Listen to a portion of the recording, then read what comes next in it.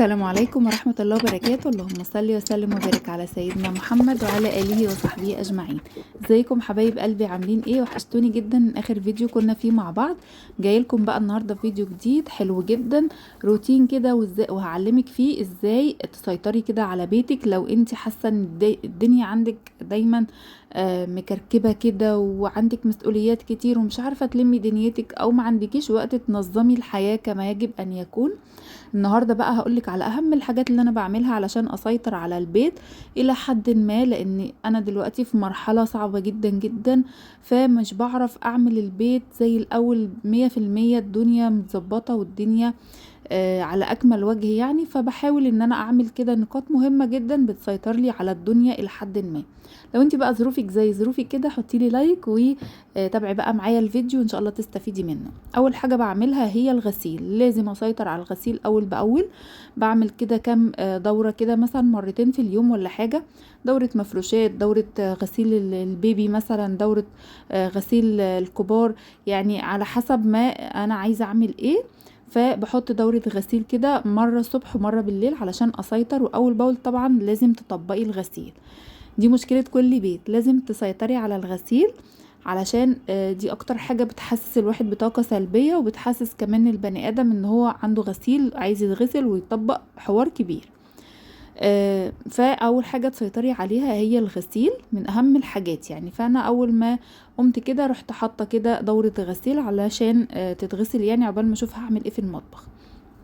دخلت بقى وانا بعمل كده الغدا، او هشوف هعمل غدا ايه، كنت ببص كده على علبة السمنة عندي، لقيت علبة السمنة عندي فيها حبة صغيرين في القعر كده. وانا كل ما اجي اخدها كده اخد العلبة كلها، وعامله لي الصراحة زحمة في الضرفة. وطبعا الحاجات الكبيرة دي او الحاجات اللي بتبقى مثلا فاضية وخلصت والكلام ده بتعمل كركبة. علبة سمنة زي كده فضيها في علبة صغيرة وتخلصي من العلبة الكبيرة. مثلا جيركن صابون زي كده، كان في شوية صغيرين برضو فضيتهم في ازازة صغيرة او في بتاعة الصابون، ورحت ايه رامية برضو الجيركن والعلبة. الحاجات دي اوعي تحتفظي بيها، هتبهدلك الدنيا وهتملالك الدنيا كراكيب، وتبقي انتي مش عارفة تعملي ايه. خلصت كده الكام حاجة دول، وكان برضو كان عندي كام حاجة في التلاجة برضو روقتها. وتخلصت من اي علب بقى، كريم، علب جل، علب مثلا كنت جايبة معلبات ولا حاجة، تخلصي من كل ده اول باول، ما تخليش اي حاجة عندك.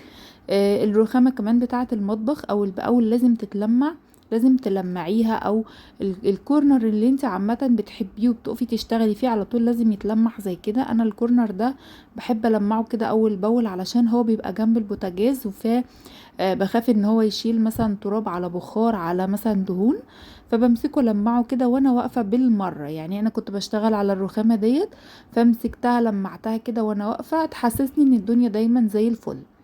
البوتاجاز وما ادراكم ما البوتاجاز. البوتاجاز برضو من الحاجات اللي لو نضيفه بتحسسك بطاقه ايجابيه رهيبه. بعد كده ما تغسلي البوتاجاز بتاعك، سواء هتطبخي او طبختي لازم تغسليه قبل ما تخرجي من المطبخ، لانك يعني بتبقي عاوزه تأجلي غسيل البوتاجاز لما تخلصي يومك كله. صدقيني لو خلصتي هتخرجي من المطبخ مش هتغسليه. انا كنت بعمل كده وبقول ايه لما اخلص خالص هغسله، وعقبال ما بخلص بتطلع لي شغلانه تانية ما بلحقش اغسله تماما.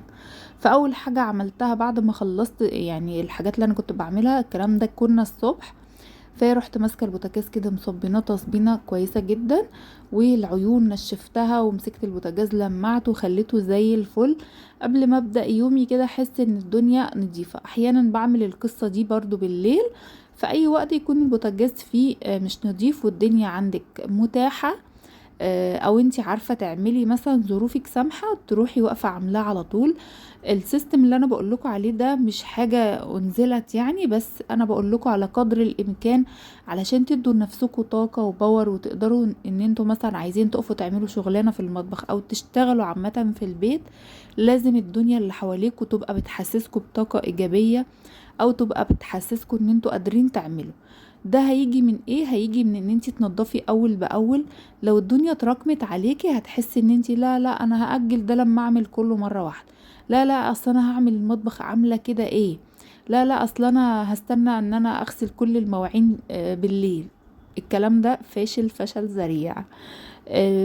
اولا بتسوفي كده وتحسسي نفسك ان انتي لا لا انا هخلص كله مرة واحدة. ولما تيجي تشوفي الحاجة تقيلة او تلاقي نفسك مثلا واحدة زي عندها مثلا بيبيهات صغيرة، وعندي برضو بنتي صغيرة في مرحلة مثلا 7 سنين، برضو محتاجة ان انا اعمل كل حاجة بنفسي ليها. ف3 بيبيهات او 3 اطفال لا ما فيش حاجة تتعمل جنبهم صدقوني والله. فبلاقي نفسي لا الشغل بقى بيتراكم عليا، والدنيا بقت من حواليا مش عارفة اسيطر، مش عارفة. حتى لو انتوا عندكم ولادكم كبار، برضو الست في البيت عاملة زي الاخطبوط بتحارب في كل الاتجاهات، عايزة 8 اذرع. فلو قدامك طبقين اغسليهم، قدامك بوتاجاز عايز يتعمل كده وانتي مثلا اولادك نايمين، او انتي واقفة مثلا قدامك ربع ساعة في المطبخ، امسكي البوتاجاز اعمليه. صدقيني لما تيجي تدخلي تعملي الغداء او العشاء هتلاقي نفسك لا في باور، متشجعة، لا الحاجة شكلها كويس، لا ده حلو، لا ده كذا. آه، بتفرق جدا جدا. انا من الناس اللي لما بتكون الدنيا حواليا نظيفة بتنشط جدا، وببقى عايزة انضف اكتر. ولو الدنيا حواليا مش نظيفة بكتئب كده وبتضايق، وتلاقوني مش عارفة ابدأ منين ومتلخبطة. فحاولوا اول باول تدوا لنفسكم الطاقة ديت بان انتوا تخلوا جنب كده او جزء حلو كده في البيت، او فاضي او متنظف او حاجة. فهتلاقوا لا في طاقة وفي باور. ودايما يعني طالعه اتكلم معاكم النهارده عن الطاقه وعن الباور، لاني في وقت فعلا فاقده فيه الطاقه والباور والشغف وكل حاجه. بس والله ده مش يعني مش من اي حاجه حاصله، يعني ده لوحده. بس زي ما تقولوا كده ايه، تعب شديد، اللي هو انتي بتجري بتجري بتجري وفجأة وقفتي، قطعتي النفس، عايزة حد يديكي شوية نفس عشان تقدري وتقومي وتكملي. بس مش هتلاقي عشان مش عشان في حد وحش او الدنيا وحش او اللي حواليكي، لا بالعكس. لما تكوني انتي مصدر الطاقة لكل اللي حواليكي، وبتيجي تقفي فجأة بتلاقي ان كل اللي حواليكي يقولولك لا قومي ويلا وكملي وكده، علشان انتي بالنسبة لهم مصدر الطاقة. فبتبقي عايزة تقومي وتكملي وكده علشان نفسك طبعا.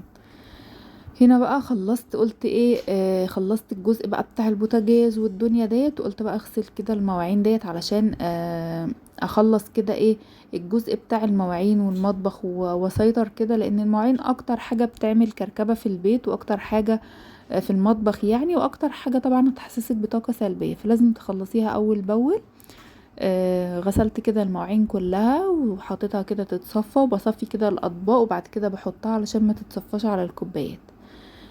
هنا بقى كانت حلة كده سلستين كنت سلقة فيها كده فراخ، كنت سايباها للاخر عشان بحب ادعكه كده جامد. والناس اللي سألتني بتنضفي الاستانلس بايه، انا بنضفه بسلك ناعم، بدعكه كده دعكة حلوة بسلك ناعم كده، بيلمع معايا وبيبقى حلو قوي.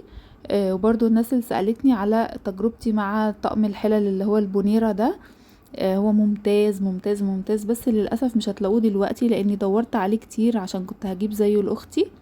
بس ما لقيتوش. اللي طالع دلوقتي تقليد التقليد كمان، يعني مش تقليد حلو، تقليد وحش جدا. انا كنت جايباه ده بقاله مثلا اكتر من 5 6 سنين عندي. بيتغسل يحلو، يعني حلو جدا جدا ما شاء الله اللهم بارك، يعني حلال فيه الفلوس. فلو لقيتوه الحلو بتاعه هاتوه. بصوا بقى هنا خلصت ودعكت كده الحوض بحوالينه بالرخام بكل حاجة، ونشفت كده. واهم حاجة تنشفي علشان تحسي فعلا بالنظافة، وتحسي ان الدنيا حواليكي بقت نضيفة كده. لازم تنشفي كل حاجة عشان الحاجة حواليكي تلمع وتبقى كويسة. خلصت كده بقى، وتعالوا نعمل حاجة حلوة كده مع بعض. دي كانت اهم الحاجات اللي فعلا فعلا مهمة جدا، وتحافظ جدا على نظافة مطبخك، وتحسسك دايما بالنظافة وتحسسك بالطاقة. هنا هعمل ايه بقى، هعمل وافل. عندي 3 كوبايات وربع كده من الدقيق، يعني 3 كوبايات و3 معالق كده مثلا دقيق، وهحط عليهم كده نص معلقة من البيكنج باودر. وعندي بيضتين بدرجة حرارة المطبخ كده خارجين من التلاجة من بدري، عليهم حوالي نص كوباية من الزيت. هقلب كده كله مع بعضه، وعندي هنا نص كوباية من اللبن مكملاها بنص كوباية من المية.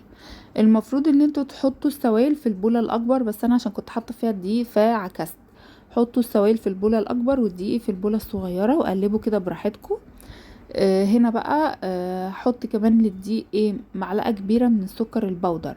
لو هتحطوا سكر عادي حطوا معلقة ممسوحة، يعني معلقة مش كبيرة قوي. هنا انا عشان حطيت سكر بودر فحطيت معلقة كبيرة هرمية. هقلب كل المكونات الجافة كده مع بعض. والوافل من احلى الحاجات اللي تعمليها للناس اللي مش بتحب الحلويات قوي، عارفين اللي هو خليط ما بين الحلو والدلع يعني. انا بحبه جدا علشان كده، عشان بحسه حاجة مش مسكرة وفي نفس الوقت حاجة حلوة، فحلوة قوي. حطيت كده المكونات كده السايلة، وهحط كمان بقية الكوباية بتاعة اللبن ديت. بس انا بقلب كده واحدة واحدة لحد ما السوائل بتاعتي تختفي. هو هياخد معايا حوالي نص كوباية مية كمان، علشان الدقيق طلع كتير شوية معايا. فانتي لو هتحطي مثلا مقدار كوباية لبن على مية، نص مية ونص لبن، هتحطي كوبايتين ونص دقيق علشان يطلع معاكي مظبوط على الشعرة السوائل قد الدقيق. هنا حسيت ان القوام تقيل فهزود نص كوباية من المية كده لحد ما القوام يبقى ملفوف كده وحلو زي ما انتوا شايفين بالشكل ده كده.